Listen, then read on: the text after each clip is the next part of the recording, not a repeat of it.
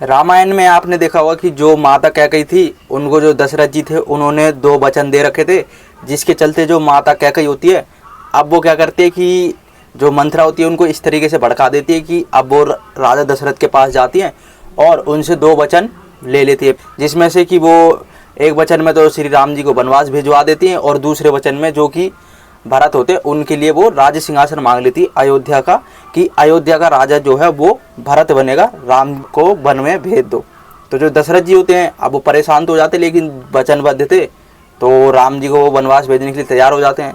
अब लक्ष्मण जी, आप सबको पता है कि शेषनाग के अवतार हैं, और वहीं पर लक्ष्मण जी को बहुत जल्दी क्रोध भी आ जाता है।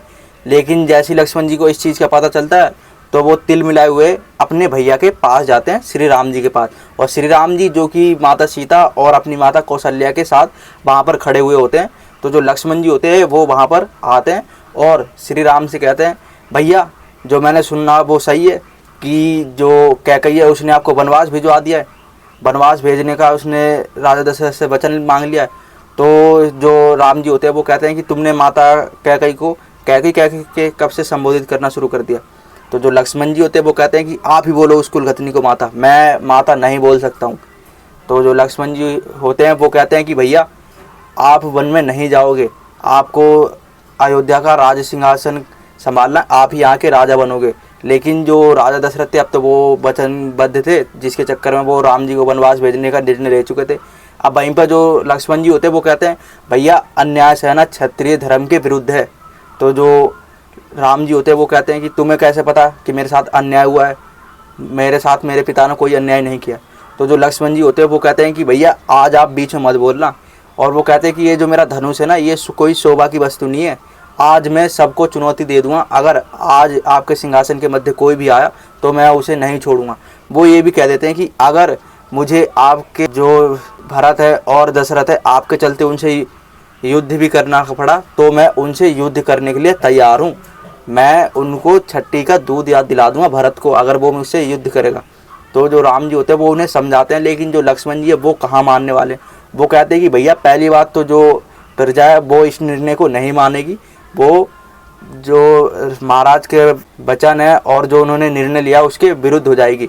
और अगर महाराज के वो विरुद्ध भी नहीं होती, अगर प्रजा कुछ नहीं बोलती तो आपका ये छोटा भाई कब काम आएगा, मैं अकेला ही सबके लिए पर्याप्त हूँ।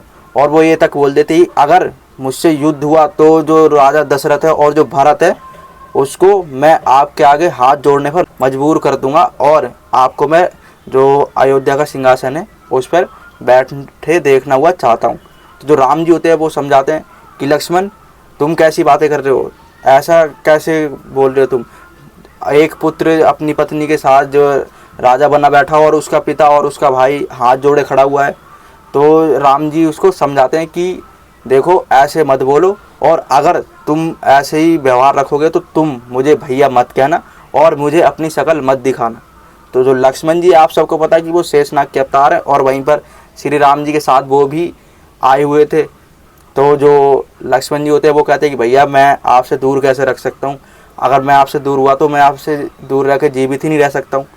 तो जो राम जी होते हैं वो समझाते हैं कि तुम्हें पता है अभी हमारे पिता किस स्थिति में गुजर रहे हैं। तो जो लक्ष्मण जी होते हैं वो कहते हैं कि जो स्त्री मुंह में फंसेगा उसका यही हाल होगा। इसलिए तो कहा जाता कि कभी भी अगर तुम किसी लड़की के चक्कर में फंसोगे तो तुम्हारा अंजाम बुरा ही होता। तो जो लक्ष्मण जी होते हैं वो यही कहते हैं कि जो स्त्री मुंह में फंसेगा उसका अंजाम बुरा ही होगा।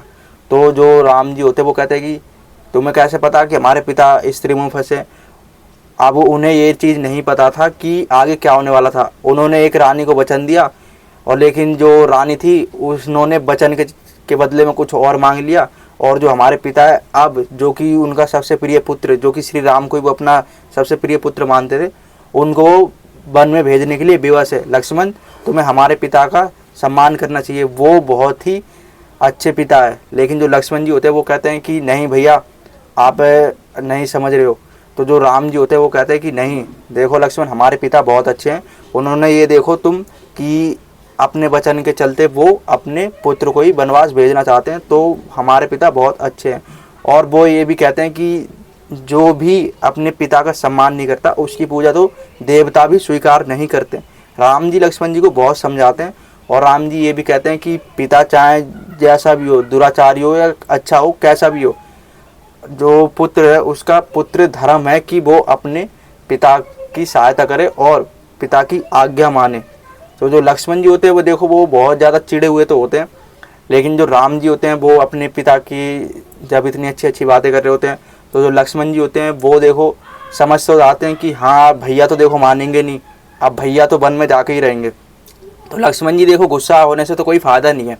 अब वहीं पर जो माता कौशल्या और जो माता सीता होती हैं वो भी इन चीज़ों को सुन रही होती हैं और वो दुखी भी होते हैं अंदर ही अंदर। लेकिन जो राम जी थे अब वो अपने जो पिता की आज्ञा मानने के लिए तत्पर थे। क्यों? क्योंकि जो उनके पिता ने बोला हुआ था कि वन में जाना पड़ेगा, तो राम जी वन में जाने के लिए तैयार भी हो जाते हैं। अब आपने देखा होगा कि जो राम जी थे अब उनके साथ साथ देखो माता सीता और जो लक्ष्मण जी थे वो भी वन में जाने के लिए तैयार हो जाते हैं। लेकिन आपको पता है कि जो कैकेयी माता थी उन्होंने सिर्फ राम जी के लिए ही वनवास मांगा था, उन्होंने जो माता सीता थी उनके लिए वनवास नहीं मांगा था और जो लक्ष्मण जी थे उनके लिए भी वनवास नहीं मांगा था। लेकिन जो श्री राम थे, अब माता सीता की तो उस समय में उनसे नई नई शादी थी, तो वो अपने पति के साथ वन में चले जाते हैं और जो लक्ष्मण जी है वो भी उनके साथ में वन में चले जाते हैं और जो कि साध्वी के कपड़े पहनकर अपनी वेशभूषा बदल कर वो वन में चले जाते हैं, जो कि माता कैकेयी होती है उसके वचन के चलते। अब कहा जाता है कि जो भरत होते जब उनको इस चीज़ का पता चलता है तो वो बहुत ज़्यादा गुस्सा भी हो जाते हैं और जैसे ही राम जी जाते हैं तो जो दशरथ जी होते हैं उनकी मृत्यु भी हो जाती है। तो आपने देखा होगा कि जो भरत जी थे वो अपनी माता का इसी के चलते त्याग भी कर देते हैं।